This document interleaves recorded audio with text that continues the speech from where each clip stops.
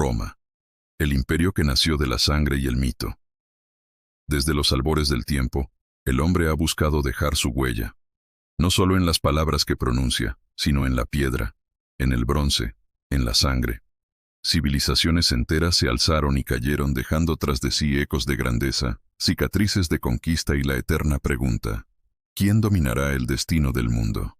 Reinos se levantaron entre los valles y las montañas. Imperios ardieron bajo el fuego de su propia ambición. Dioses fueron invocados con temor y devoción, y luego olvidados, borrados por el paso del tiempo. Pero la historia, esa corriente implacable, jamás se detuvo. Bienvenidos a Historia Magna, donde el pasado se convierte en leyenda. Aquí, las sombras del ayer vuelven a cobrar vida para mostrarnos que nada de lo que somos nació por casualidad. Durante más de 1000 años, una ciudad en las orillas del Tíber gobernó sobre reyes, pueblos y mares. Su nombre resonó en las lenguas de sus enemigos y en las plegarias de sus súbditos. Roma, el nombre que aún vibra como símbolo de poder, disciplina y legado. Pero ¿cómo nació este imperio eterno? ¿Qué fuerza transformó a una aldea de pastores en la dueña del mundo conocido?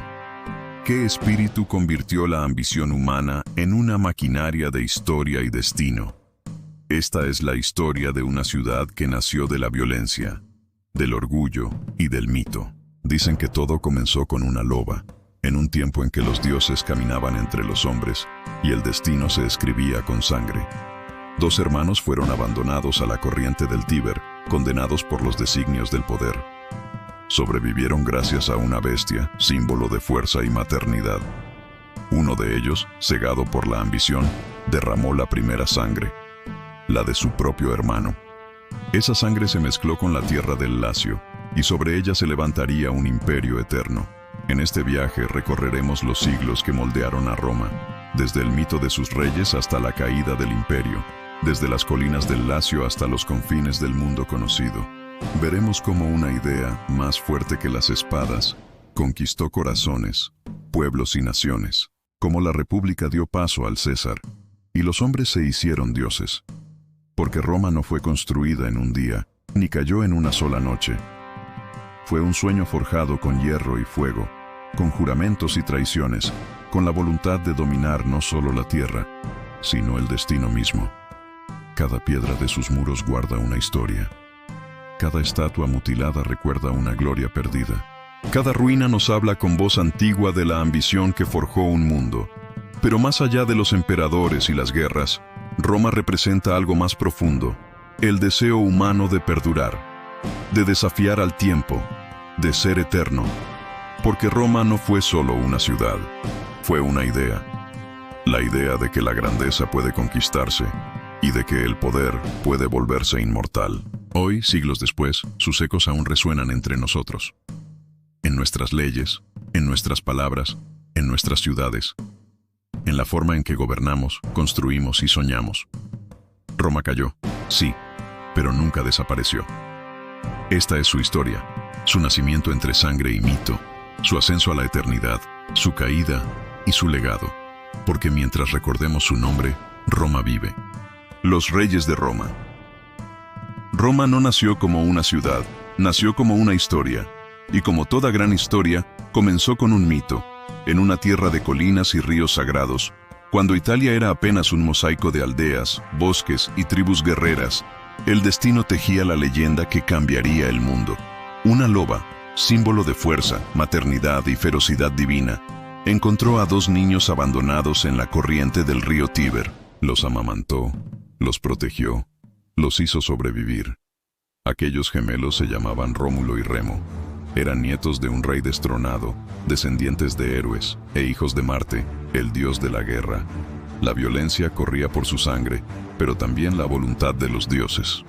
Desde su nacimiento, estaban marcados por el conflicto entre lo humano y lo divino. Esa imagen, la loba y los gemelos, se grabó para siempre en la identidad romana. Era el reflejo de lo que Roma sería: salvaje y sagrada, violenta y ordenada, terrenal y eterna. Con el paso de los años, Rómulo y Remo decidieron fundar una nueva ciudad, pero la ambición, que tanto impulsa como destruye a los hombres, los enfrentó. Los dioses guardaron silencio. Una discusión, un mal presagio, una chispa de orgullo, y Remo cayó muerto bajo la mano de su hermano. Rómulo, solo, manchado por la sangre del destino, levantó las murallas de Roma sobre la colina Palatina en el año 753 a.C. Así nació la ciudad que dominaría el mundo. Bañada en sangre desde su primer amanecer, comenzaba la monarquía romana. No era solo una era de reyes, sino el laboratorio donde Roma aprendería sus valores eternos: la disciplina, el orden, la lealtad y el respeto por la fuerza. Rómulo no fue solo un guerrero, sino un organizador. Dividió a su pueblo en curias, estableció el Senado, un consejo de ancianos, los patres, y dio forma a una estructura que sobreviviría durante siglos. En su reinado germinó la idea que más tarde daría nombre a la República, que el poder debía tener límites y el deber debía estar por encima del individuo. Pero Roma aún era una aldea rodeada de enemigos. Los sabinos, un pueblo vecino, fueron sus primeros aliados y sus primeros rivales. Rómulo los invitó a una fiesta para sellar la amistad, y durante la celebración, sus hombres raptaron a las mujeres sabinas para tomarlas como esposas. Un acto brutal, sí, pero simbólico. Roma no conquistaba solo con la espada, sino con la mezcla. De ese conflicto surgiría una unión inesperada. Sabinos y romanos se reconciliaron y juntos formaron un solo pueblo. Desde sus orígenes, Roma fue fusión, de sangres, de lenguas y de dioses. Rómulo reinó durante casi 4 décadas. Fue un líder temido, pero también admirado. Cuando su tiempo llegó, dicen las leyendas que una tormenta cayó sobre la ciudad y que su cuerpo desapareció entre relámpagos. Los romanos creyeron que no había muerto, sino ascendido a los cielos convertido en Dios. Quirino, el primer héroe divinizado. Así, Roma entendió que el poder no solo podía gobernar, también podía volverse sagrado. Tras Rómulo, llegaron reyes muy distintos entre sí, marcando el pulso de una civilización en expansión. El segundo, Numa Pompilio, fue la calma después de la tormenta. Donde Rómulo había impuesto la guerra, Numa trajo la paz. Bajo su reinado, Roma aprendió a respetar lo invisible. Numa estableció los ritos religiosos, fundó templos y creó el calendario. Enseñó a su pueblo que el poder debía equilibrarse con la fe y que las leyes eran tan sagradas como las espadas. Fue más filósofo que guerrero y dio a Roma una virtud nueva: la pietas, el respeto hacia los dioses, la familia y la patria. Le sucedió Tulio Hostilio, el contrario absoluto. Donde Numa había cultivado la paz, Tulio trajo nuevamente el conflicto. Reanudó las guerras con las ciudades vecinas, destruyó Alba Longa, la antigua patria de Rómulo, y demostró que Roma estaba destinada no solo a sobrevivir, sino a dominar. En sus campañas se forjó el espíritu militar que más tarde haría temblar al mundo. Después vino Ancomarcio, un rey que supo equilibrar la prudencia y la ambición. Amplió el territorio romano, fundó el puerto de Ostia y llevó el poder de Roma hasta el mar Tirreno. Por primera vez, Roma se asomaba al comercio y a las rutas marítimas, abriendo el camino hacia su futuro como potencia mediterránea. Con el tiempo llegaron los tarquinios, reyes de origen etrusco, que trajeron consigo el arte, la arquitectura y la majestuosidad de una civilización más avanzada. Bajo Tarquino Prisco y Servio Tulio, Roma se llenó de templos, foros, cloacas y murallas de piedra. La aldea se convertía por fin en una ciudad. Servio Tulio fue quizá el más notable. Nacido esclavo, alcanzó el trono por su mérito y sabiduría. Reorganizó la sociedad en clases según la riqueza y estableció un sistema donde cada ciudadano debía contribuir con su deber al Estado. Fue el germen de la meritocracia romana, un intento de equilibrio social que inspiraría siglos de historia. Pero Roma, fiel a su destino, no podía escapar de la traición. Servio fue asesinado por su propio yerno, Tarquino el Soberbio, quien usurpó el trono y se convirtió en el último rey de Roma. Gobernó con puño de hierro, sin consultar al Senado ni respetar las leyes. Su nombre quedó grabado como sinónimo de abuso y tiranía. Sin embargo, su caída no llegó por su crueldad, sino por un crimen que marcó el alma de Roma. Su hijo, Sexto Tarquinio, violó a Lucrecia, una mujer noble y virtuosa. Ella, tras revelar su deshonra, se quitó la vida ante su familia. Aquella tragedia encendió la llama de la rebelión. Lucio Junio Bruto, amigo de Lucrecia, juró sobre su cadáver que Roma jamás volvería a tener reyes. El pueblo se alzó con furia. Los tarquinios fueron expulsados, y en su lugar nació una nueva forma de gobierno, la República. Era el año 509 a.C. Por primera vez, el poder no residía en un solo hombre, sino en el pueblo y en sus representantes. El Senado, antes consejero de reyes, se convirtió en el corazón político de Roma. Había nacido la República. Roma aprendió de sus reyes 3 lecciones eternas. De Rómulo, el valor de la fuerza. De Numa, la importancia de la ley y la fe. Y de Tarquino, el peligro del poder absoluto. De la monarquía heredó lo mejor y lo peor del mando.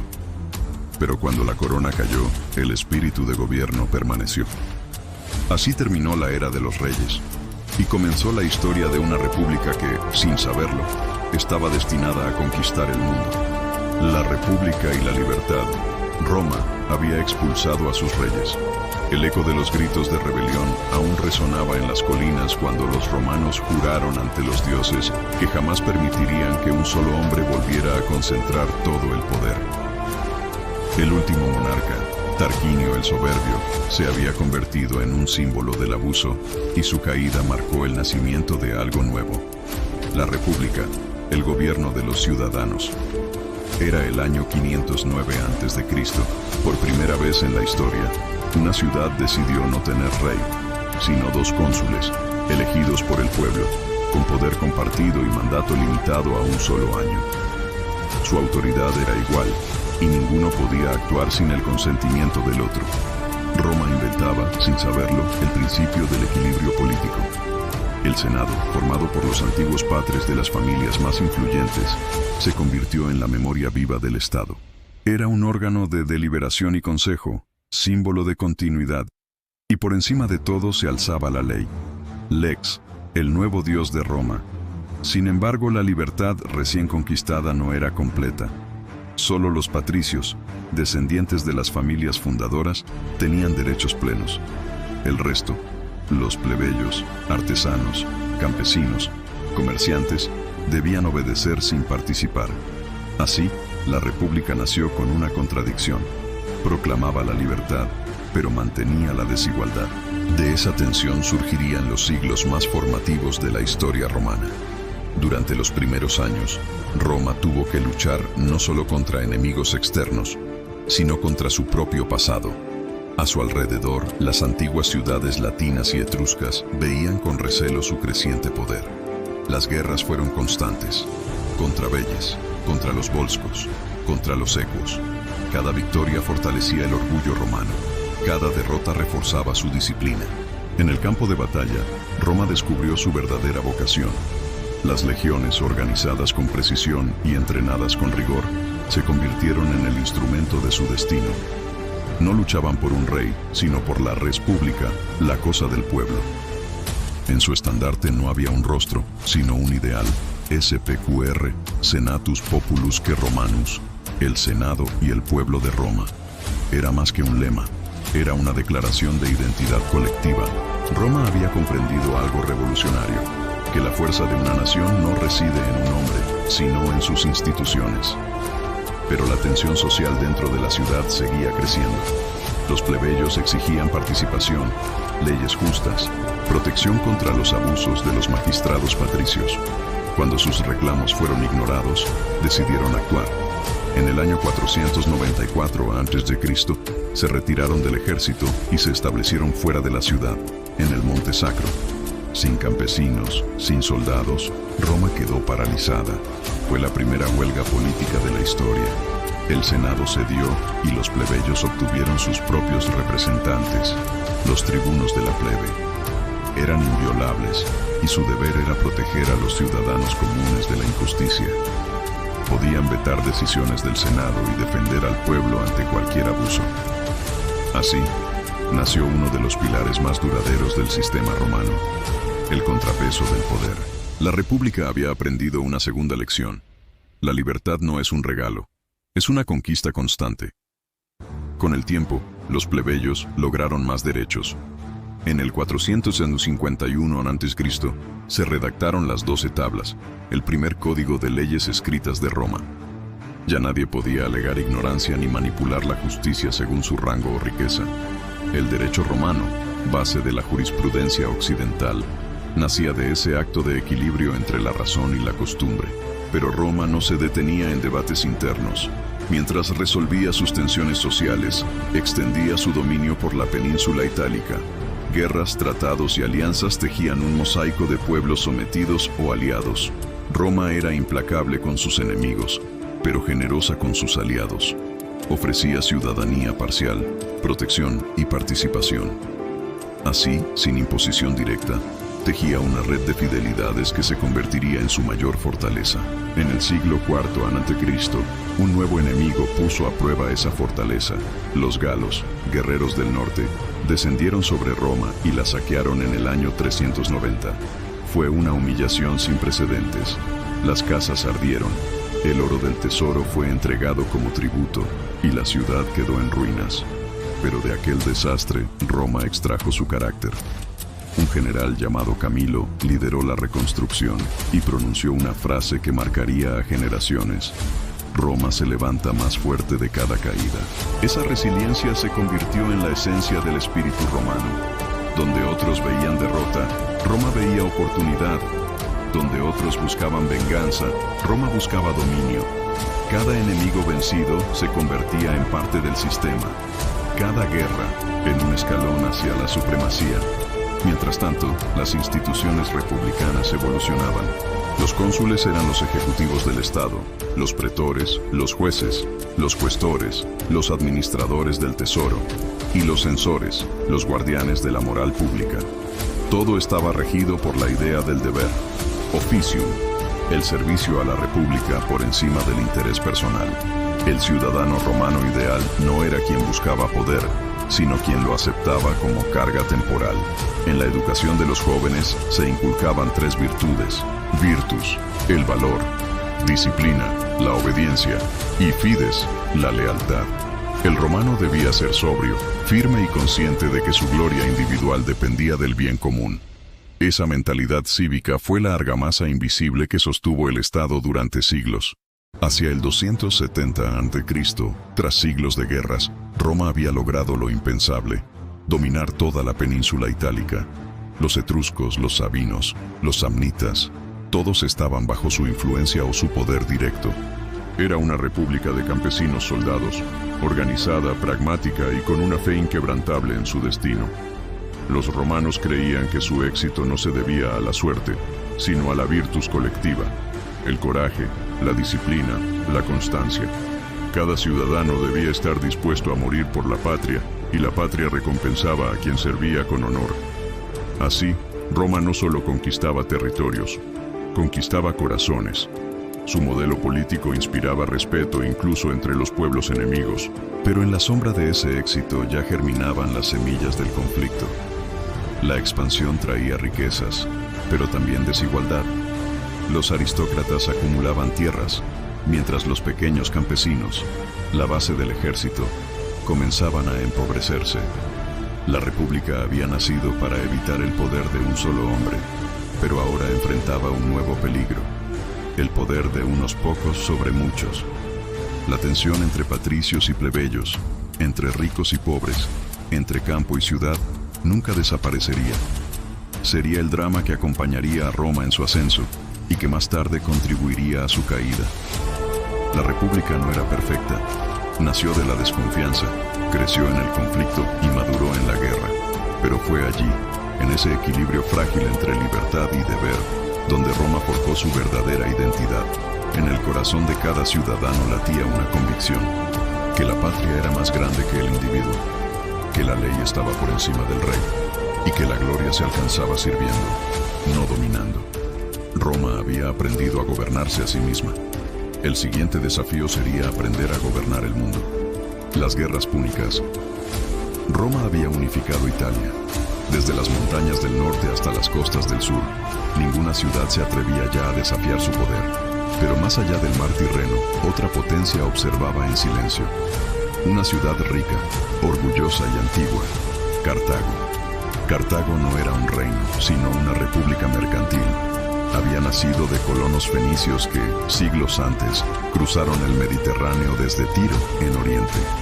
Dominaba los mares, comerciaba con plata, marfil y especias, y su flota era la más poderosa del mundo. Roma tenía la tierra, Cartago, el mar, dos mundos diferentes, dos visiones del poder, destinadas a chocar, la primera guerra púnica. Todo comenzó en el año 264 a.C., en una pequeña isla frente a Sicilia, Mesina. Allí, un conflicto local arrastró a las dos repúblicas a una guerra que ninguno había planeado, pero que cambiaría la historia del Mediterráneo. Roma no tenía experiencia naval. Su fuerza estaba en las legiones, no en los barcos. Cartago, en cambio, había navegado durante siglos. Pero los romanos, fieles a su naturaleza, aprendieron rápido. Capturaron una nave cartaginesa, la copiaron y construyeron una flota entera. Más aún, añadieron una innovación que reflejaba su espíritu terrestre: el Corvus, una pasarela con garfio que permitía abordar los barcos enemigos y luchar cuerpo a cuerpo. Roma convirtió el mar en un campo de batalla terrestre. Durante más de 20 años, las dos potencias se enfrentaron sin tregua. Sicilia, Cerdeña, Córcega. Cada isla se convirtió en un símbolo del equilibrio cambiante entre ambas. Las victorias se sucedían, pero también las derrotas. Las tormentas hundían flotas enteras. La economía se agotaba. Miles morían por cada kilómetro de territorio. Finalmente, en el año 241 a.C., Roma venció en la batalla de las Islas Égadas. Cartago, exhausta, pidió la paz. Entregó Sicilia y pagó una enorme indemnización. Por primera vez, Roma extendía su poder fuera de Italia. La República había conquistado el mar, pero la derrota no destruyó a Cartago. En silencio, comenzó a prepararse para la venganza, y con ella surgiría un nombre que haría temblar a Roma: Aníbal Barca. La Segunda Guerra Púnica. Aníbal era el hijo de un general cartaginés que había jurado odio eterno a Roma. Creció escuchando historias de la derrota y del orgullo herido de su pueblo. A los 9 años, según la leyenda, su padre lo llevó ante el altar de Baal y lo hizo jurar que nunca sería amigo de los romanos. Ese juramento selló su destino y el del Mediterráneo. En el año 218 a.C., Aníbal atacó Sagunto, una ciudad aliada de Roma en Hispania. Era un desafío directo. Roma exigió su rendición. Cartago lo defendió. La guerra era inevitable. Lo que siguió fue una de las hazañas más asombrosas de la historia militar. Aníbal decidió llevar la guerra al corazón de Italia. Con un ejército de africanos, íberos y galos, y con una docena de elefantes, cruzó los Pirineos, atravesó la Galia y se internó en los Alpes en pleno invierno. Durante semanas, sus hombres lucharon contra el frío, la nieve y las avalanchas. Miles murieron, pero los que sobrevivieron emergieron al norte de Italia, listos para enfrentarse a Roma. Las batallas que siguieron se grabaron en la memoria del mundo. Trebia, el lago Trasimeno, Canas. En cada una, Aníbal demostró una inteligencia táctica incomparable.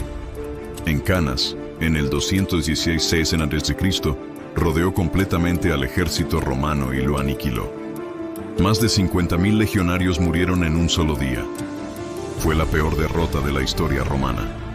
Roma sangraba, pero no caía. Mientras tanto, en la propia Roma, el miedo se mezclaba con la determinación. El Senado, lejos de rendirse, decretó una movilización total. No hubo negociaciones, ni treguas, ni rendición. Las madres ofrecieron a sus hijos, los campesinos sus campos, los soldados sus vidas. Roma, como siempre, aprendía de la adversidad. Durante 15 años, Aníbal devastó Italia. Ninguna muralla pudo detenerlo, pero tampoco logró romper el espíritu romano. El Senado se negó incluso a discutir la paz. Aníbal podía ganar batallas, pero no podía vencer la voluntad de Roma. Entonces apareció un hombre que cambiaría el rumbo de la guerra: Publio Cornelio Escipión, más tarde llamado el Africano. Joven, audaz y de mente brillante, Comprendió que Roma no debía seguir defendiéndose, sino atacar. Llevó la guerra a Hispania, conquistó las bases cartaginesas y luego cruzó a África. Aníbal, llamado de vuelta por su patria, regresó para enfrentarlo en la batalla decisiva, Zama, año 202 a.C. Allí, las legiones romanas derrotaron al genio de Cartago. Aníbal, vencido, huyó al exilio. Cartago perdió su flota, sus colonias y su orgullo. Roma, en cambio, se convirtió en dueña indiscutible del Mediterráneo occidental. Por primera vez, el mundo entendió que Roma no conocía la rendición, la Tercera Guerra Púnica. Durante décadas, Cartago sobrevivió como una sombra de su antiguo poder. Sin ejército, sin flota, se dedicó al comercio y prosperó nuevamente. Eso bastó para despertar el temor romano. En el Senado, un anciano llamado Catón terminaba todos sus discursos con una misma frase, sin importar el tema tratado: Cartago delenda est. Cartago debe ser destruida. Finalmente, Roma obedeció a esa obsesión. En el año 149 a.C. lanzó su tercera y última guerra. Cartago resistió 3 años de asedio. Hombres, mujeres y niños lucharon casa por casa, calle por calle, hasta que no quedó piedra sobre piedra. En el año 146, la ciudad fue tomada. Los romanos incendiaron sus templos, destruyeron sus murallas y, según la leyenda, araron el suelo y lo cubrieron de sal para que nada volviera a crecer allí. Fue el fin de Cartago. Y con él, el Mediterráneo se convirtió definitivamente en Mare Nostrum, nuestro mar. Las guerras púnicas transformaron a Roma. De república campesina pasó a ser un imperio comercial y militar. Sus legiones se acostumbraron a la victoria, sus ciudadanos al poder. Pero también trajo consecuencias más profundas. Las riquezas del oriente y del comercio inundaron la ciudad, y con ellas llegaron la corrupción, la desigualdad y la ambición desmedida. Roma había derrotado a su enemigo externo, pero comenzaba a gestar dentro de sí los enemigos que un día la destruirían. Aníbal y Escipión fueron más que 2 generales. Fueron los reflejos opuestos de un mismo ideal. El uno, símbolo de la audacia y el desafío. El otro, del deber y la perseverancia. En su enfrentamiento se definió el futuro del mundo antiguo. Desde entonces, ningún poder podría igualar a Roma. El mar, los pueblos y las rutas del comercio le pertenecían.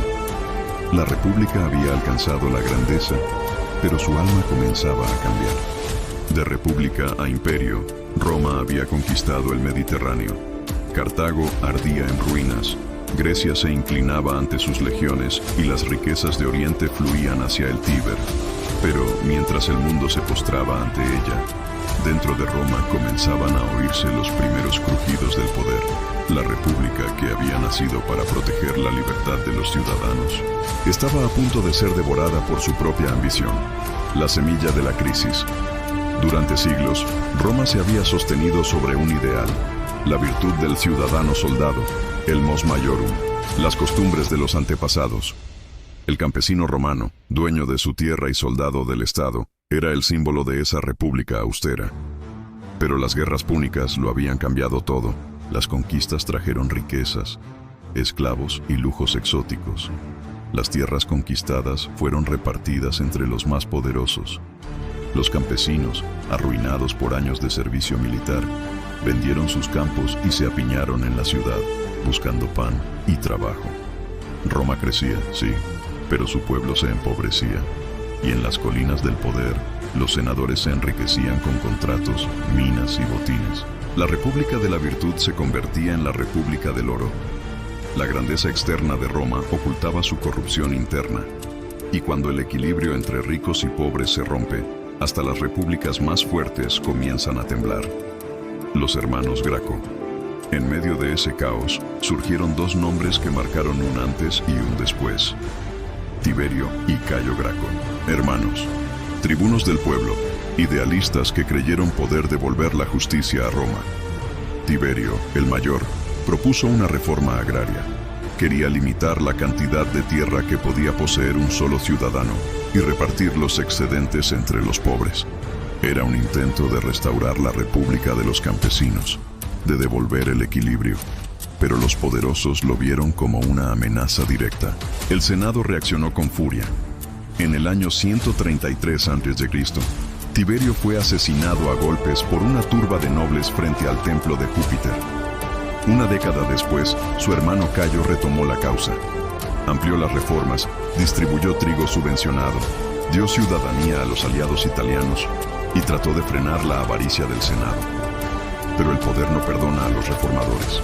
Cayo fue perseguido y antes de caer en manos de sus enemigos, se suicidó. Los hermanos Graco murieron, pero su muerte dejó una herida abierta. Roma había cruzado una línea: la violencia política. Por primera vez, la sangre de un ciudadano había sido derramada por la lucha del poder interno. Y ya nunca se detendría. Los generales y el poder de las legiones. A medida que el Senado perdía autoridad moral, otro poder emergía: el de los ejércitos. Los soldados ya no luchaban por la república, sino por los hombres que los comandaban. Generales carismáticos, con promesas de botín y gloria, reemplazaron la lealtad al Estado por la lealtad personal. Cayo Mario, un plebeyo convertido en cónsul, reformó el ejército. Permitió que los más pobres sirvieran como soldados profesionales. Les prometió tierra y recompensa al final de su servicio. Así, el ejército dejó de ser ciudadano y se transformó en instrumento político. Tras Mario vino Lucio Cornelio Sila, su rival. Sila marchó sobre Roma con sus propias legiones, algo impensable hasta entonces. Tomó el poder por la fuerza y se proclamó dictador. Durante su mandato purgó a sus enemigos, confiscó bienes y ejecutó a miles. Cuando murió, dejó un legado terrible. Había demostrado que, con suficiente poder militar, Roma podía ser tomada desde dentro. Las espadas que antes defendían la República, ahora la amenazaban, y la sangre de los ciudadanos manchaba las piedras del foro. El primer triunvirato. De las ruinas del orden surgió una nueva generación de ambiciosos. 3 hombres, 3 voluntades, 3 destinos entrelazados: Pompeyo, Craso y Julio César. Pompeyo, el conquistador del Oriente, héroe de 1000 batallas. Craso, el hombre más rico de Roma, símbolo de la avaricia y la influencia. Y César, el político astuto, carismático, descendiente de una antigua familia patricia, pero con el alma de un líder popular. Unidos por conveniencia, formaron una alianza secreta para repartirse el poder. El primer triunvirato. Cada uno obtenía lo que deseaba: Pompeyo, prestigio y mando militar; Craso, influencia económica; César, apoyo político para su futura gloria. Fue un pacto no de amistad, sino de ambición. Juntos dominaron Roma durante años, debilitando aún más las instituciones republicanas. Pero la alianza era frágil. Cuando Craso murió en Oriente y la esposa de Pompeyo, hija de César, falleció, el equilibrio se rompió. La rivalidad entre Pompeyo y César se convirtió en guerra abierta. César y la guerra civil. Julio César había sido enviado a gobernar la Galia. Durante años conquistó tribus, extendió las fronteras hasta el Rin y llevó las águilas romanas hasta el Canal de la Mancha. Sus victorias lo hicieron inmensamente popular. El pueblo lo adoraba, el Senado lo temía. En el año 49 a.C., el Senado, dominado por Pompeyo, exigió que César entregara su ejército y regresara a Roma como ciudadano común. Era una trampa política. César lo sabía, y entonces pronunció una frase que marcaría el fin de la República: Alea iacta est. La suerte está echada. Cruzó el río Rubicón con su legión. Ese acto, un general entrando armado en Italia, era una declaración de guerra contra el Senado. Comenzaba la guerra civil. Durante 4 años, Roma fue escenario de batallas y traiciones. César derrotó a Pompeyo en Farsalia, lo persiguió hasta Egipto y vio cómo el antiguo héroe moría asesinado por sus propios aliados. El Mediterráneo, una vez más, se arrodillaba ante el poder romano. Pero esta vez, el enemigo no era extranjero, era Roma contra Roma. La dictadura y el asesinato. De regreso a la ciudad, César fue recibido como un dios. El pueblo lo aclamaba, las masas lo veneraban. El Senado, temeroso, le otorgó poderes extraordinarios. Primero cónsul vitalicio, luego dictador perpetuo. El hombre que había nacido para defender la República se convirtió en su verdugo. Sin embargo, César soñaba con más que poder. Quería reformas. leyes contra la corrupción, obras públicas, calendarios, colonias para veteranos. Bajo su mando, Roma floreció, pero la libertad se marchitó. Muchos senadores lo vieron como un nuevo rey, y Roma había jurado no tener reyes jamás. El 15 de marzo del año 44 a.C., los idus de marzo, un grupo de conspiradores encabezados por Bruto y Casio, lo atacó en el Senado. César cayó bajo 23 puñaladas. Sus últimas palabras, según la tradición, fueron: «¿Tú también, Bruto?». El cuerpo del dictador fue velado en el foro, y cuando el pueblo vio su sangre derramada, estalló la furia. Los asesinos huyeron. El asesinato no restauró la república, solo encendió nuevas guerras. El ascenso de Octavio. Tras la muerte de César, Roma se dividió una vez más. Marco Antonio, su lugarteniente, y Octavio, su joven heredero adoptivo, se aliaron para vengar su muerte. Junto a Lépido, formaron el segundo triunvirato, que gobernó con mano de hierro. Pero la alianza, como la anterior, se fracturó pronto. Octavio y Antonio se enfrentaron en una última guerra civil que culminó en la batalla de Accio, en el año 31 a.C. Antonio y Cleopatra, derrotados, se suicidaron en Egipto, y Octavio, el sobrino del asesinado César, quedó como único dueño de Roma. En el año 27 a.C., el Senado, agotado por un siglo de guerras, le otorgó un nuevo título: Augusto. Ya no había república, había nacido el Imperio Romano. La república que había jurado jamás tener reyes coronó al primero de ellos. Pero Augusto no lo llamó reino, lo llamó paz. Roma, cansada de sangre, aceptó el precio de la obediencia. Así terminó la República de los Ciudadanos y comenzó el imperio de los Césares. La Edad de Oro, cuando Augusto se convirtió en emperador, Roma respiró un aire distinto, uno de orden, paz y grandeza. Tras décadas de guerras civiles y asesinatos políticos, la ciudad se encontraba al borde del cansancio. Pero Augusto no era solo un conquistador del poder, era un arquitecto de la estabilidad. Su mandato inauguró la Pax Romana, un periodo que se extendería por más de 2 siglos, donde el imperio alcanzó su máxima extensión, organización y esplendor cultural. La Pax Romana no era solo ausencia de guerra, era un sistema político cuidadosamente estructurado, en el que el poder del emperador se equilibraba con las instituciones heredadas de la República. El Senado sobrevivía como una institución simbólica, mientras los cónsules seguían existiendo, pero en la práctica la autoridad residía en Augusto. Roma aprendió que la paz duradera no nace del azar, construye sobre leyes, disciplina y vigilancia, orden y administración. El imperio, que abarcaba desde Hispania hasta Siria y desde Britania hasta Egipto, necesitaba más que soldados, necesitaba administración. Augusto reorganizó las provincias, colocó gobernadores leales, estableció sistemas tributarios eficientes y creó un ejército permanente, profesional y disciplinado. Las legiones ya no solo conquistaban, también protegían rutas comerciales, aseguraban fronteras y ayudaban en la construcción de infraestructuras. Roma, de repente, parecía invencible. Las carreteras romanas, rectas y firmes, conectaban cada rincón del imperio, permitiendo el tránsito de ejércitos, mercancías y mensajes. Los acueductos llevaban agua limpia a ciudades y villas, transformando el urbanismo y elevando la calidad de vida. Se construyeron puentes de piedra que desafiaban la lógica de la ingeniería y anfiteatros que podían albergar a decenas de miles de espectadores. Roma era más que ciudad, era un símbolo tangible de poder y cultura, expansión y conquistas bajo Augusto y sus sucesores inmediatos.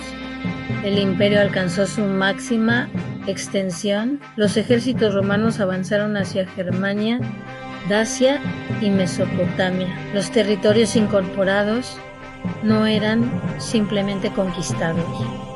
En Roma ofrecía ciudadanía parcial, derechos y protección, integrando pueblos en un sistema político único. Cada provincia aportaba riqueza y recursos, grano de Egipto, metales de Hispania, caballos de Capadocia. Roma no solo absorbía territorios, los transformaba en engranajes de su máquina imperial. Pero esta expansión también consolidó un ideal en que la civilización romana era superior, que su lengua, sus leyes y su cultura eran la guía para el mundo entero. Cultura y educación, mientras Roma crecía en poder y extensión, florecía en cultura. El latín se convirtió en lengua de leyes, comercio y literatura. Poetas como Virgilio y Ovidio escribían obras que glorificaban la historia y los valores de Roma,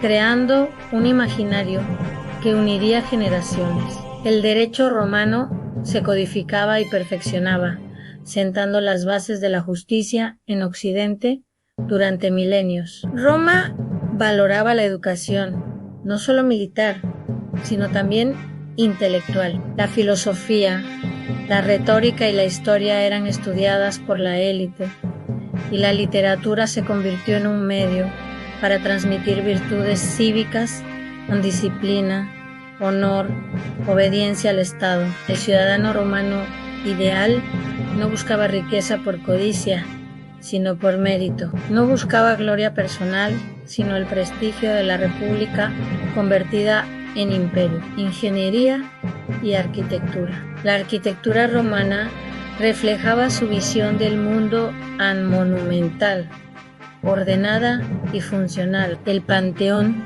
los templos, los foros y las termas no eran solo obras estéticas, eran la declaración visible del poder del Estado. Los ingenieros romanos construyeron acueductos que llevaban agua desde decenas de kilómetros de distancia, carreteras de piedra que unían provincias, puentes que sobrevivieron siglos. Cada construcción era una lección de ingeniería y administración. Cada obra demostraba que Roma podía dominar la naturaleza y organizar a millones de seres humanos en ciudades ordenadas, eficientes y habitables. No era solo poder militar, era poder técnico, organizativo y cultural. Vida cotidiana y sociedad. La Pax Romana no solo transformó ciudades y ejércitos, transformó la vida de millones. El comercio prosperó en productos de Asia y África. Llegaban a los mercados romanos especias, seda, mármoles y vinos circulaban por rutas perfectamente vigiladas. Las ciudades crecieron y con ellas surgieron nuevas profesiones, artesanos, comerciantes y administradores. Los ciudadanos podían asistir a espectáculos en los anfiteatros, disfrutar de baños públicos, participar en ceremonias religiosas y acceder a un sistema de justicia más organizado que nunca. Pero incluso en esta prosperidad había tensiones. Las diferencias sociales persistían en ricos cada vez más ricos, pobres cada vez más dependientes del Estado. El ideal de virtud cívica convivía con la ostentación y el lujo.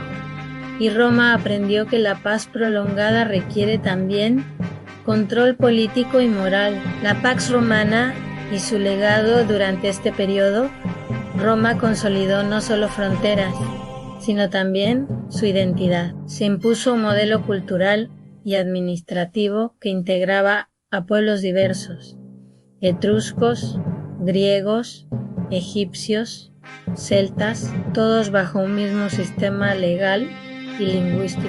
El imperio no solo conquistaba con espadas, conquistaba corazones, mentes y leyes.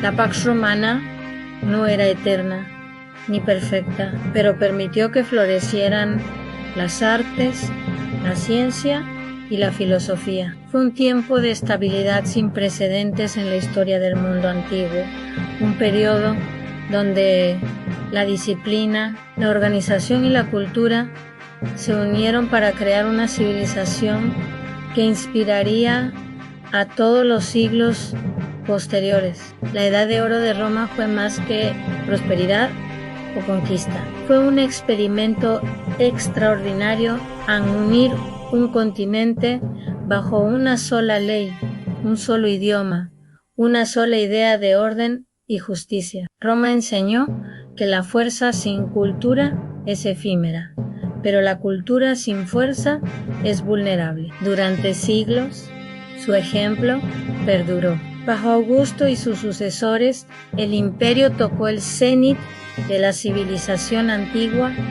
La gloria de Roma no estaba solo en sus soldados ni en sus emperadores, sino en su capacidad de transformar a los pueblos, de gobernar con justicia y disciplina, y de dejar un legado que todavía hoy resuena en cada ley, cada palabra y cada piedra que lleva su nombre. Roma había alcanzado su apogeo. Era la ciudad, el imperio, el sueño de una humanidad unificada bajo el poder de la razón, la organización y la virtud. Pero incluso en la cumbre de la gloria, las semillas de la decadencia ya germinaban. El poder absoluto aguardaba, listo para mostrar su doble filo. Los emperadores y la locura del poder. Roma había alcanzado la cumbre de la civilización. Sus legiones dominaban los mares y los continentes. Sus ciudades eran monumentos de poder y cultura, y la Pax Romana aseguraba la estabilidad por primera vez en siglos. Pero la historia enseña que el poder absoluto es un espejo que refleja la grandeza y la locura de quienes lo poseen. Tiberio, la sombra de la autoridad. Tras la muerte de Augusto, en el año 14 de Cristo, subió al poder Tiberio, su hijastro, un hombre serio, reservado y temido, cuyo mandato marcó el inicio de una nueva era, la del emperador como figura casi divina, con poder ilimitado y responsabilidad sin límites. Tiberio era eficiente y prudente, pero desconfiado y solitario. Roma, acostumbrada a la serenidad y sabiduría de Augusto, se vio ahora frente a un soberano que gobernaba desde la isla de Capri, lejos de la ciudad. La corte se llenó de intrigas, delatores y acusaciones de traición. El miedo se convirtió en ley no escrita, y la sombra de Tiberio se extendió sobre el Senado y el pueblo. Bajo su reinado, el concepto de emperador divino se consolidó. El hombre que ejercía el poder ya no podía ser cuestionado. Y aunque Roma permanecía fuerte y ordenada, la semilla de la tiranía ya estaba plantada. Calígula, la locura del poder. Tras Tiberio llegó Calígula, un joven con un carisma inquietante y un temperamento impredecible. Al principio, fue recibido con esperanza. Los ciudadanos creyeron que su juventud traería renovación, pero pronto se reveló la fragilidad de un poder absoluto, sin límites ni controles. Calígula gobernó con caprichos, extravagancia y crueldad. Se proclamó Dios vivo, nombró cónsules imaginarios y se rodeó de pompa y terror. Relatos de sus excesos, reales o exagerados, describen banquetes interminables, juegos sádicos y persecuciones arbitrarias. Su reinado demostró que cuando la autoridad no tiene frenos, incluso la razón puede ser aplastada por la ambición, la paranoia y la locura.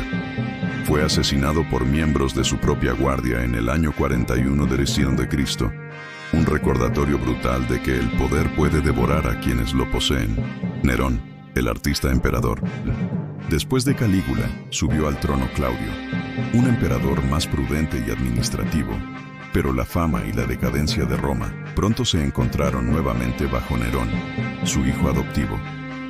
Nerón es recordado por su pasión por el arte y la música, pero también por su crueldad y excesos. Durante su reinado, Roma sufrió un incendio devastador en el año 64 de.C., que destruyó gran parte de la ciudad. Las leyendas dicen que Nerón tocaba la lira mientras las llamas consumían palacios y templos, aunque los historiadores debaten la veracidad de esta imagen. Lo cierto es que utilizó el desastre para reconstruir la ciudad a su gusto, edificando monumentos y palacios fastuosos en medio de un pueblo exhausto y temeroso. Además, persiguió a los cristianos, acusándolos de incendiar Roma, marcando uno de los episodios más oscuros de su reinado. Nerón murió en 68 a.C., dejando a Roma en crisis, pero su mandato enseñó que el poder absoluto no solo corrompe, sino que transforma la realidad en un teatro de caprichos. Domiciano y la centralización del poder. Después de Nerón, Roma atravesó un periodo de turbulencia, hasta que Vespasiano restauró cierta estabilidad. Pero sería su hijo Domiciano quien consolidaría la idea del emperador absoluto como autoridad incuestionable. Domiciano gobernó con mano de hierro, fortaleciendo el poder imperial sobre el Senado, reforzando fronteras y controlando la economía. Su administración fue eficiente, pero se acompañó de miedo. Delatores vigilaban a todos, y la disidencia era castigada con severidad.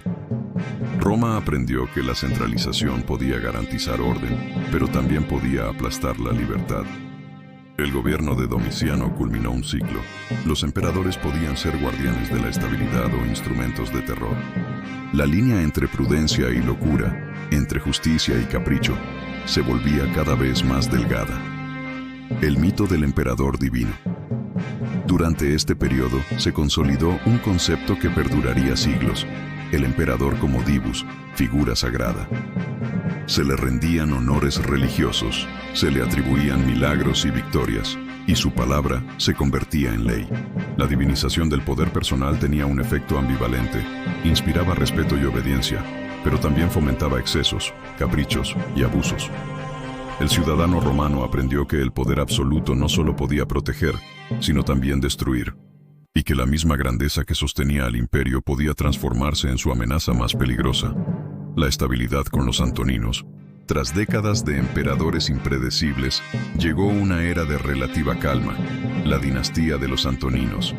Emperadores como Trajano, Adriano y Marco Aurelio combinaban poder con sabiduría, disciplina y visión estratégica. Durante este periodo, Roma alcanzó su máxima extensión bajo Trajano. Mesopotamia, Dacia y partes de Oriente quedaban bajo su dominio. Se construyeron carreteras, puentes y acueductos. Se fortaleció la administración y se promovieron leyes justas. El emperador filósofo Marco Aurelio demostró que incluso quien detenta el poder absoluto podía guiarse por la razón y la virtud. Pero incluso en esta era dorada, la paradoja permanecía. El imperio alcanzaba estabilidad y esplendor, mientras la concentración del poder en una sola persona seguía siendo una amenaza latente. Roma había aprendido la lección: el poder absoluto no solo corrompe, también enloquece. Cada emperador reflejaba un extremo, desde Tiberio y Calígula hasta Marco Aurelio, pasando por Nerón y Domiciano. El poder podía ser herramienta de gloria o de destrucción, y Roma nunca podía olvidar que la línea entre ambas era tenue y peligrosa. La historia de los emperadores es la historia del poder humano en su forma más pura, brillante y terrible a la vez. Roma enseñó que el poder absoluto puede crear civilizaciones, conquistar continentes y dejar monumentos eternos, pero también que puede destruir almas, corromper sociedades y transformar héroes en tiranos. Durante los siglos que siguieron, los romanos vivirían bajo esta paradoja: la seguridad y el esplendor de un imperio centralizado, pero también la amenaza de la locura, la arbitrariedad y el abuso, porque el poder, cuando no tiene límites, siempre prueba la fortaleza y la fragilidad de quienes lo poseen. Roma aprendió a gobernar el mundo, pero cada emperador nos recuerda que incluso la gloria puede volverse sombra. La crisis del siglo III. Roma, la ciudad que había conquistado el Mediterráneo y gobernado un continente, se encontraba al borde del abismo. Durante siglos, la disciplina de sus legiones, la estructura de su administración y la sabiduría de sus emperadores habían sostenido el imperio. Pero en el siglo III, las fuerzas que una vez habían fortalecido a Roma comenzaron a debilitarla desde dentro y desde fuera.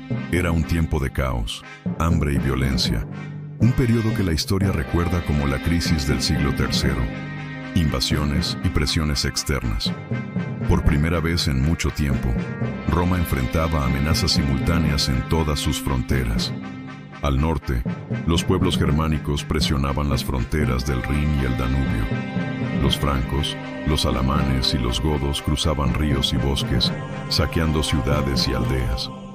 Al este, los persas sasánidas desafiaban a Roma en Mesopotamia, avanzando sobre provincias ricas y estratégicas. El Mediterráneo, que alguna vez había sido un mare nostrum, ya no estaba seguro. Piratas y corsarios perturbaban el comercio y las rutas navales. Cada frontera exigía la presencia de legiones completas.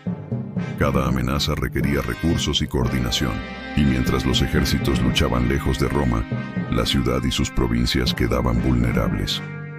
La presión externa aceleró la tensión interna, revelando que el imperio era grande, pero también frágil. Guerra civil y emperadores efímeros. La estabilidad política se desplomó. Durante 50 años, Roma tuvo más de 20 emperadores, muchos de ellos asesinados o depuestos al poco tiempo de asumir el poder. Los generales del ejército, acostumbrados a la lealtad personal de sus tropas, se convirtieron en los verdaderos dueños del trono. Roma ya no elegía a sus gobernantes por mérito, sino que las legiones imponían quién debía gobernar. Este periodo se conoce como la anarquía militar. El Senado, debilitado y casi irrelevante, solo podía observar cómo los emperadores subían y caían con rapidez vertiginosa. La violencia se convirtió en rutina: golpes de Estado, asesinatos en palacios, purgas y conspiraciones. Roma estaba atrapada en un ciclo de poder absoluto y muerte violenta, una prueba de que la centralización extrema podía destruir incluso a la civilización más sólida. Colapso económico y social. El caos militar tuvo consecuencias profundas en la economía. Las guerras constantes drenaban los recursos del Estado, mientras los impuestos aumentaban para financiar legiones y fortificaciones. La moneda perdió valor y la inflación se disparó. El comercio disminuyó y los campesinos, ya empobrecidos por décadas de guerra y desigualdad, abandonaron sus tierras. La población urbana creció de forma desordenada. Roma y otras ciudades del imperio se llenaron de pobres, vagabundos y refugiados de provincias devastadas. El sistema de abastecimiento, que había funcionado durante siglos, empezó a fallar. El hambre y la desolación se convirtieron en compañeros constantes de los ciudadanos. En paralelo, la lealtad de los soldados cambió. Ya no luchaban por la patria, sino por su comandante inmediato, quien les ofrecía recompensas inmediatas. El vínculo entre el pueblo y el Estado se debilitó. Roma se enfrentaba a una paradoja terrible. Cuanto más necesitaba a sus ciudadanos y ejércitos, menos podía confiar en ellos. Reformas de Diocleciano. En medio de esta crisis, surgió un hombre que transformaría el imperio. Diocleciano, emperador desde 284 de Cristo. Comprendió que Roma ya no podía sobrevivir como un solo poder centralizado. El imperio necesitaba estructura, administración y límites claros para sostener su tamaño. Diocleciano dividió Roma en dos grandes mitades, Oriente y Occidente, cada una gobernada por un Augusto y un César subordinado, la tetrarquía. Esta división no solo buscaba eficiencia administrativa, sino también estabilidad frente a los golpes militares. Se reforzaron las fronteras, se reorganizó el ejército y se controló la economía con decretos de precios y salarios. Aunque sus medidas restauraron cierta estabilidad, también marcaron un cambio fundamental. El imperio, antes unitario, ahora estaba fragmentado en gestión y poder. Roma no era invencible, era un sistema que requería equilibrio constante, disciplina férrea y vigilancia interminable. Consecuencias culturales y religiosas. Durante este periodo de crisis, la sociedad romana también cambió culturalmente. La inseguridad y la violencia aumentaron la necesidad de símbolos, de religiones que prometieran protección y esperanza. Los cultos mistéricos, los dioses orientales y el cristianismo comenzaron a ganar seguidores. Roma ya no podía depender únicamente de la autoridad del Estado y de la tradición para mantener la cohesión social. Necesitaba creencias que unieran a un pueblo cada vez más fragmentado. La crisis también tuvo efectos en la moral y los valores tradicionales. El mos maiorum, la disciplina y la virtud cívica que habían sostenido a Roma durante siglos, empezaron a ceder ante la desesperación y la corrupción. La lealtad al Estado perdió fuerza frente a la lealtad al comandante, al grupo religioso o incluso a la familia inmediata. El imperio, aunque sobrevivía, mostraba signos de decadencia desde dentro. Reflexión sobre la fragilidad del poder. La crisis del siglo III enseñó a Roma y a la humanidad varias lecciones sobre el poder. 1. El tamaño y la riqueza pueden ser vulnerables si la autoridad se centraliza en manos de unos pocos. 2. La disciplina y la cohesión social son tan importantes como el ejército y la economía. 3. El liderazgo sin instituciones fuertes genera ciclos de violencia. Roma sobrevivió, sí, pero nunca volvió a ser la misma. La fuerza que una vez consolidó un imperio ahora debía dividirse, controlarse y administrarse con cuidado. El siglo III fue un espejo que mostró que incluso la civilización más poderosa puede tambalear cuando los límites del poder se rompen. La crisis del siglo XIII fue más que guerras y emperadores efímeros. Fue un momento de examen para Roma. El imperio había enfrentado invasiones, hambre y corrupción, y aún así sobrevivió. Pero la historia enseñó que el poder absoluto, si no está equilibrado por leyes, instituciones y ciudadanos comprometidos, puede devorar incluso a la ciudad más grande. Diocleciano restauró el orden, pero con un precio. La unidad se dividió, la centralización se fragmentó y la estabilidad se convirtió en un delicado equilibrio de fuerza, administración y control. Roma había superado la tormenta, pero el futuro mostraba que los desafíos del poder nunca terminarían. En estas décadas de caos, la ciudad aprendió su lección más dura. Un imperio puede ser eterno en apariencia, pero siempre depende de la sabiduría y la prudencia de quienes lo gobiernan. El siglo III fue un recordatorio brutal de que incluso Roma, la ciudad de los Césares, podía tambalear bajo el peso de su propia grandeza. Constantino y la Cruz. Roma había sobrevivido a siglos de guerras, crisis internas y emperadores impredecibles. Había aprendido a mantener fronteras, organizar ejércitos y administrar provincias enormes, pero aún le faltaba un cambio profundo. Un cambio que transformara no solo su territorio, sino su alma. Ese cambio llegó con Constantino, un hombre cuya ambición, visión y fe marcarían un antes y un después en la historia del imperio y de Occidente. El ascenso de Constantino Constantino nació en el seno de la familia imperial en el año 272 de Roma de Cristo. Desde joven fue entrenado en la política y la guerra, dos herramientas inseparables para gobernar Roma. Su padre, Constancio Cloro, fue uno de los tetrarcas, y Constantino aprendió que el poder debía combinar astucia, fuerza militar y diplomacia. Tras la muerte de su padre en 306, Constantino fue proclamado emperador por sus tropas en Eboracum, la actual York, en Britania. Pero Roma no reconocía automáticamente a todos los emperadores proclamados por sus legiones. La tetrarquía aún dictaba que la autoridad debía dividirse y negociarse entre Augustos y Césares. El imperio se encontraba dividido, y el joven emperador debía enfrentarse a rivales poderosos, guerras civiles y amenazas externas, cada una capaz de destruir su ambición antes de que pudiera consolidarse. La visión en el cielo. La historia de Constantino se entrelaza con un acontecimiento que cambiaría la historia del mundo: la visión de la cruz. Antes de la decisiva batalla del puente Milvio en el año 312, en la que se enfrentaría a su rival Magencio, Constantino reportó haber visto una señal en el cielo, un símbolo de la cruz acompañado de las palabras In hoc signo vinces, con este signo vencerás. Convencido de la protección divina, Constantino ordenó que los soldados marcaran escudos y estandartes con la señal cristiana. La victoria fue completa. Magencio murió durante la huida, y Roma quedó abierta al liderazgo de un emperador que había reconciliado la fuerza militar con la fe. Esta batalla no solo consolidó su poder político, sino que marcó el inicio de una transformación espiritual del imperio. Por primera vez, el cristianismo dejó de ser perseguido para convertirse en un instrumento de legitimación imperial. La legalización del cristianismo. En el año 313, Constantino promulgó el Edicto de Milán, decretando la libertad de culto y la protección de los cristianos. Roma, que durante siglos había perseguido y ejecutado a seguidores de la nueva fe, abría ahora sus puertas a la religión que había nacido entre los pobres y marginados. Este acto fue estratégico y profundo. El cristianismo no solo ofrecía esperanza espiritual, sino que también unificaba a un pueblo diverso y fatigado por décadas de guerras y crisis. A través de la religión, Constantino consolidaba su autoridad y, al mismo tiempo, transformaba la cultura del imperio. Los templos, rituales y símbolos romanos convivirían con una nueva fe universal. El cristianismo comenzaba a integrarse en la administración del Estado. Obispos y líderes religiosos participaron en la política, aconsejando al emperador y asegurando la cohesión social. Roma, que durante siglos había sido politeísta y pragmática, iniciaba un proceso de conversión espiritual que cambiaría su identidad para siempre. La fundación de Constantinopla Constantino no solo cambió la religión del imperio, también transformó su geografía política.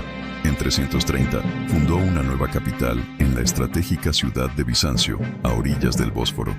Constantinopla, la ciudad de Constantino. Esta ciudad simbolizaba la transición de Roma de una civilización centrada en Occidente a un imperio verdaderamente universal. Su ubicación era militar y comercialmente ideal. Controlaba rutas entre Europa y Asia, protegía el acceso al Mediterráneo y se convertía en un punto de encuentro de culturas y economías. Constantinopla no solo reemplazó a Roma en importancia administrativa, sino que se convertiría en el corazón del imperio durante más de 1000 años, hasta la caída de Bizancio. La reorganización del imperio constantino comprendió que un imperio tan vasto requería estructuras sólidas para sobrevivir. Reorganizó las provincias, fortaleció las fronteras y creó un ejército profesional aún más disciplinado y móvil. Dividió responsabilidades entre sus hijos y colaboradores de confianza, asegurando que la administración fuera más eficiente y menos vulnerable a golpes de Estado. Introdujo reformas económicas, fortaleció la recaudación de impuestos y promovió la construcción de carreteras, puentes y acueductos. Roma no solo se mantenía, se adaptaba a los tiempos, combinando la tradición con la innovación administrativa. Constantino y el Concilio de Nicea. Constantino no se limitó a legalizar el cristianismo, buscó organizarlo.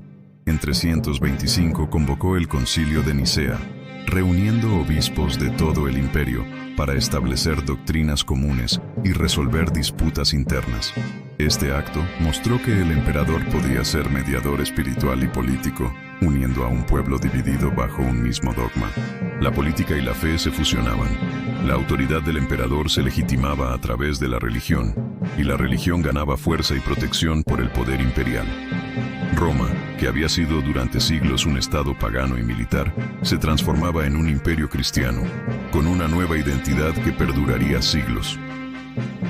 Consecuencias para Roma. El reinado de Constantino cambió radicalmente el curso de la historia. El cristianismo, antes perseguido, se convirtió en la religión del Estado. La capital se trasladó a Constantinopla, marcando el inicio del predominio del Oriente sobre Occidente. Y la administración imperial se fortaleció, mostrando que incluso en un imperio en crisis, la visión y la organización podían restaurar estabilidad y grandeza. Pero no todo fue ideal. La centralización del poder y la dependencia de la fe para la legitimación mostraron un nuevo riesgo. Cuando la religión y la autoridad se fusionan, el poder se vuelve absoluto y el control de la sociedad puede ser absoluto también. La lección de Constantino fue doble. El liderazgo visionario puede salvar un imperio, pero también transformar su identidad de manera irreversible. Constantino no solo fue un conquistador, sino un transformador de mundos. Con la cruz en su estandarte, llevó a Roma desde la violencia y la crisis hacia un nuevo orden espiritual y político. Fundó ciudades, reorganizó ejércitos, reformó leyes y, sobre todo, cambió el alma del imperio. El cristianismo dejó de ser marginal para convertirse en pilar de la autoridad imperial. El Oriente emergió como centro del poder, y Roma aprendió que la fuerza sin fe era limitada, y la fe sin organización era insuficiente. Constantino demostró que la historia no solo se construye con conquistas, sino con visión, estrategia y la capacidad de transformar la identidad de un pueblo. Roma se adaptaba nuevamente, como había hecho tantas veces, pero esta vez su transformación sería eterna. El imperio se hacía cristiano, y con él, el mundo empezaba un nuevo capítulo que marcaría los siglos venideros. La caída de Occidente. Roma, la ciudad que había gobernado el Mediterráneo, construido imperios y marcado la historia de la humanidad, enfrentaba su prueba final. Tras siglos de grandeza, la República, el Imperio y la Pax Romana habían transformado la política, la cultura y la sociedad, pero incluso las piedras más sólidas pueden ceder ante el peso del tiempo, la corrupción interna y las fuerzas externas. El siglo V de marcó el ocaso de Roma en Occidente, el final de un sueño que había durado más de 1000 años, la decadencia interna. Durante siglos, Roma había dependido de su fuerza militar y su administración centralizada. Pero en el siglo IV y V, la corrupción y la debilidad política comenzaron a erosionar sus cimientos.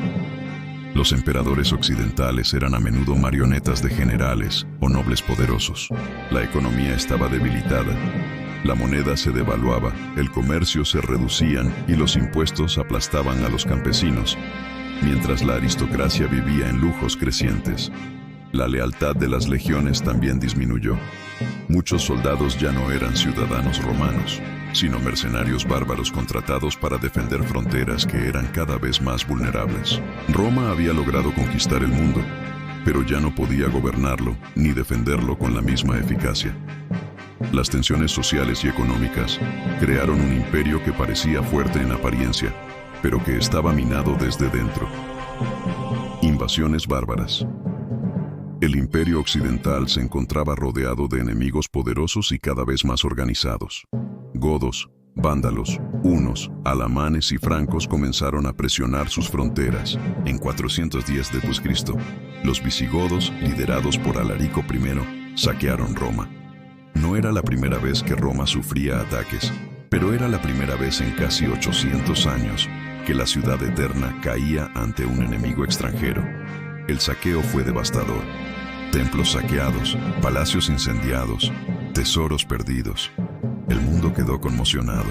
Roma, símbolo de invencibilidad, había sido derrotada. El saqueo de 410 no fue solo un golpe militar, sino un golpe psicológico. El Imperio Occidental ya estaba debilitado, y la incapacidad de los emperadores para defender su propia ciudad evidenciaba que la autoridad romana estaba en crisis. El miedo y la desesperanza se extendieron entre las provincias, mientras los pueblos bárbaros ganaban terreno y prestigio. La fragmentación del poder. Tras el saqueo, Roma intentó resistir, pero la situación era insostenible. Los emperadores occidentales eran débiles, los recursos escasos y los ejércitos insuficientes. La autoridad central estaba fragmentada y las provincias comenzaron a actuar de manera independiente, contratando a sus propios generales y negociando con los invasores. La cohesión que había sostenido al imperio durante siglos se desmoronaba. En 455 d.C., los vándalos, liderados por Genserico, saquearon nuevamente Roma. Esta vez, la ciudad fue saqueada de manera sistemática y planificada. El imperio occidental, incapaz de reaccionar, quedaba expuesto a la voluntad de los pueblos bárbaros. Lo que había sido un centro de poder mundial se transformaba en un territorio vulnerable, dependiente de la fuerza y la diplomacia de quienes alguna vez habían sido considerados enemigos. El último emperador, el fin simbólico de Roma en Occidente, llegó en 476 d.C., cuando Rómulo Augustulo, un niño de apenas 16 años, fue depuesto por Odoacro, líder de los Érulos. Rómulo Augustulo era un emperador sin poder real, sostenido por la apariencia de la tradición. Su deposición no solo representó el colapso político, sino el final de la autoridad imperial en Occidente. El imperio de Roma desaparecía oficialmente, aunque su legado continuaría a través de las leyes, la cultura y la organización social que había dejado atrás. Odoacro no se proclamó emperador, se limitó a gobernar en nombre del pueblo y del ejército, reconociendo la autoridad simbólica del Imperio Oriental en Constantinopla. Así, Occidente dejaba de ser el corazón del mundo romano y se convertía en un mosaico de reinos bárbaros, donde la administración, el comercio y la cultura romanas sobrevivirían, pero bajo nuevos gobernantes. Legado y supervivencia. Aunque Roma occidental cayó, su influencia nunca desapareció. Las ciudades continuaron utilizando leyes, lenguas y estructuras administrativas romanas. Las iglesias cristianas, fortalecidas por Constantino y sus sucesores, se convirtieron en centros de poder y preservación cultural. La educación, el derecho romano y las tradiciones cívicas sobrevivieron, formando la base de lo que siglos después se llamaría Europa medieval. El Imperio Oriental, con capital en Constantinopla, mantuvo viva la herencia romana durante casi 1000 años más, demostrando que Roma no había muerto, solo se había transformado. La historia de Occidente había cambiado, pero la memoria de Roma, sus instituciones y su cultura permanecían. Roma enseñó que los imperios no son eternos en su forma política, pero sí en su influencia cultural y espiritual. El derecho romano inspiró leyes futuras, la lengua latina dio origen a idiomas, la arquitectura y el urbanismo siguen marcando la civilización. Incluso en su caída, Roma seguía dictando la historia del mundo. Reflexión final. La caída de Roma occidental no fue instantánea ni simple. Fue el resultado de siglos de conquistas, crisis internas, corrupción, conflictos sociales y presiones externas. Pero también fue un proceso de transformación, de una ciudad-estado a un imperio global, de un poder absoluto a un legado cultural. Los emperadores, las legiones, las invasiones y las reformas administraron lecciones para la posteridad. La grandeza requiere equilibrio. El poder absoluto puede ser destructivo, y la civilización puede sobrevivir incluso cuando sus estructuras políticas colapsan. Roma cayó, pero no desapareció, porque el imperio que conquistó el Mediterráneo y construyó ciudades, carreteras y leyes, dejó una marca indeleble en la historia. Rómulo Augustulo fue el último emperador, pero su caída no fue el fin del espíritu romano. El derecho, la lengua, la cultura y la fe que Roma difundió sobrevivieron a los bárbaros y las guerras. Occidente cambió, se fragmentó y renació bajo nuevas formas. Pero Roma seguía viva en cada ley, cada ciudad, cada palabra latina. El imperio había caído, pero su legado continuaba, eterno e inmutable, recordándonos que incluso la civilización más poderosa sobrevive a través de su historia, sus ideas y su memoria. El legado de Roma. Roma cayó. Sus muros fueron saqueados, sus emperadores depuestos y sus legiones desmembradas. Pero el espíritu de la ciudad, la fuerza de su civilización y la profundidad de su influencia nunca desaparecieron. Mientras otros imperios se desmoronaron y desaparecieron, Roma dejó un legado que sigue vivo, latente, en la cultura, la política, la arquitectura y la ley de Occidente y más allá. El Imperio Romano no solo fue una cuestión de territorios conquistados o de ejércitos victoriosos. Fue una manera de pensar, una organización de la sociedad y un sistema de valores que transformó la historia de la humanidad. Cada piedra levantada, cada ley promulgada y cada palabra escrita se convirtió en un testimonio de su grandeza, un legado que sobreviviría a siglos de caos y decadencia. Derecho y gobierno. El sistema legal romano es, sin duda, uno de sus mayores legados.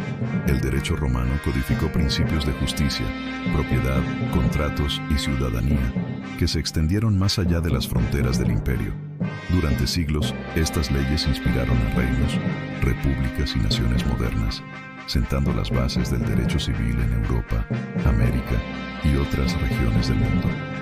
Roma enseñó que un sistema legal sólido puede sostener la civilización, incluso cuando el poder político es frágil. Sus códigos demostraron que la justicia podía ser escrita, organizada y aplicada de manera sistemática, y que las instituciones podían perdurar incluso cuando los emperadores y las guerras pasaban. Cada tribunal, cada juicio y cada derecho ciudadano fue un reflejo de la visión de Roma, un orden que trasciende la temporalidad. Lengua y cultura. El latín, la lengua de Roma, se convirtió en el idioma de la administración, la literatura, la ciencia y la educación durante siglos. De él surgieron los idiomas romances: español, francés, italiano, portugués y rumano. Cada palabra, cada expresión y cada estructura gramatical conserva fragmentos de la civilización romana. Pero Roma también dejó un legado cultural más amplio. La literatura, la filosofía, la historia y la retórica romanas Influyeron en la forma en que Occidente piensa y se educa. Virgilio, Ovidio, Cicerón y Séneca no fueron solo escritores, fueron los arquitectos de una visión del mundo que perduró más allá de la caída política del imperio. Roma enseñó que la cultura puede sobrevivir incluso cuando la política falla, y que la memoria de un pueblo puede ser más duradera que sus muros. Arquitectura e ingeniería. Cada acueducto, carretera y puente romano contaba una historia de ingenio y organización. Las ciudades fueron diseñadas no solo para albergar a millones de habitantes, sino para hacerlo con orden, higiene y eficiencia. Los anfiteatros, templos y palacios no eran solo estructuras físicas, eran símbolos de poder, civilización y ambición. Roma enseñó que la ingeniería no es solo técnica, sino arte, que la infraestructura puede unir pueblos, facilitar comercio y asegurar defensa. Muchas de estas obras aún sobreviven, y su influencia se ve en la planificación urbana moderna y en la ingeniería civil de todo el mundo. La ciudad de Roma misma, aunque saqueada y reconstruida a lo largo de los siglos, sigue siendo un monumento vivo de esta visión. Religión y espiritualidad. Uno de los legados más profundos de Roma es su papel en la historia del cristianismo. Desde Constantino y el Edicto de Milán hasta la adopción oficial del cristianismo como religión del Estado, Roma transformó la fe que nació entre los humildes en un pilar central de la civilización occidental. El imperio ofreció a la Iglesia estructura, protección y alcance territorial. Y en retorno, la Iglesia conservó la cultura, la educación y las tradiciones romanas durante siglos de invasión y decadencia. Roma enseñó que la espiritualidad y la organización política pueden coexistir, y que la fe, administrada con visión y prudencia, puede fortalecer una civilización. Influencia en la política y la república. Aunque la República Romana desapareció, sus principios perduraron. La idea de separación de poderes, la importancia del Senado, la ciudadanía y el voto, inspiraron sistemas políticos siglos después.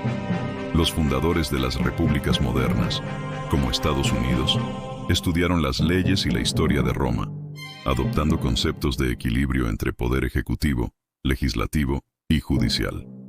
Roma mostró que un Estado puede organizarse sobre principios de responsabilidad, deber cívico y derecho, que la ambición humana debe equilibrarse con instituciones duraderas y que la libertad y la justicia pueden coexistir con un poder centralizado cuando se respetan las reglas. Cada constitución moderna que refleja estos principios lleva consigo un fragmento de la civilización romana. Memoria y educación. El legado de Roma también reside en la memoria. Escuelas, universidades y academias han enseñado durante siglos su historia, sus conquistas, sus leyes y su filosofía. Cada estudiante que aprende sobre Roma recibe más que hechos. Recibe ejemplos de disciplina, estrategia, ambición y consecuencias del poder. La historia romana nos recuerda que la grandeza no es eterna, pero puede perdurar en la mente y la acción de las generaciones futuras. Que cada ciudad, cada ley y cada obra de ingeniería son lecciones que sobreviven al tiempo, y que la memoria colectiva puede mantener viva una civilización incluso cuando desaparece políticamente. Roma como símbolo eterno. Roma no murió. Sus legados se fusionaron con otras culturas, inspiraron imperios y repúblicas, y permanecen en cada rincón del mundo occidental.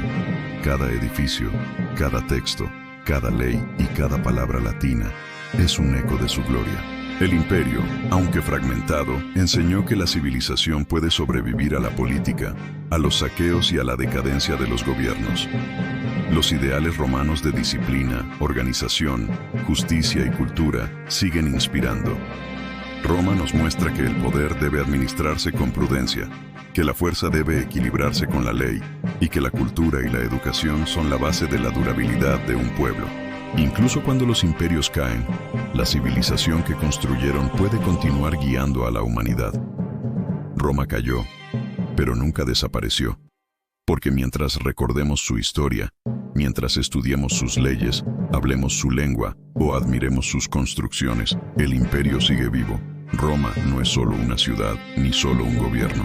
Es un legado que trasciende siglos y fronteras. Es la lección de que la grandeza se mide no solo en territorios conquistados, sino en ideas, cultura, disciplina y justicia. Cada república, cada ley y cada palabra latina llevan consigo un fragmento del imperio eterno. Roma sobrevivió a través de la memoria, la educación, la fe y la cultura. Cayó políticamente, sí, pero su espíritu sigue guiando a la humanidad. Porque mientras recordemos Roma, mientras sigamos aprendiendo de su historia, su gloria, su orden y su sabiduría, el imperio sigue vivo, eterno en la mente, el corazón y la acción de quienes lo estudian y lo veneran.